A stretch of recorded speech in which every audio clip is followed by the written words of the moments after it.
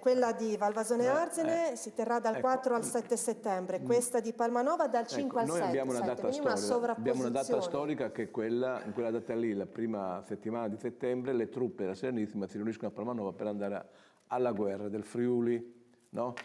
E quindi quella è una data storica che viene rievocata con tutta una serie di iniziative.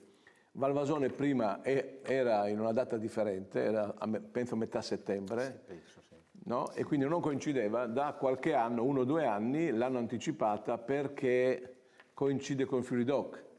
Allora bisogna che ci organizziamo. Noi, Peccato, è un perché peccato, così quindi si io mi vanifica auguro poi che anche oltre una frequentazione a parte di tutti dico noi. io, alle norme che verranno fatte per certificare alcune manifestazioni, vocazioni storiche e trovare risorse, si trovi anche un'organizzazione temporale con un calendario temporale, Esatto. che poi Promoturismo può di fatto, no, pubblicizzare, fare un marketing, no, molto esteso anche all'estero, e questo porterà beneficio a tutti. Condivido quello che ha detto il consigliere. Ne lavoreremo su questo disegno di legge, avremo la possibilità di vederci insieme, quindi nelle commissioni e quant'altro, però quello che ha detto è vero, perché è inutile. La gente preferisce, cioè ha piacere di andare a Palmanova il giorno che c'è la rivocazione e non è che va lì e va là, no? Perché insomma, poi insomma i tempi sono quelli che sono e quant'altro, quindi bisogna sicuramente lavorare su questo.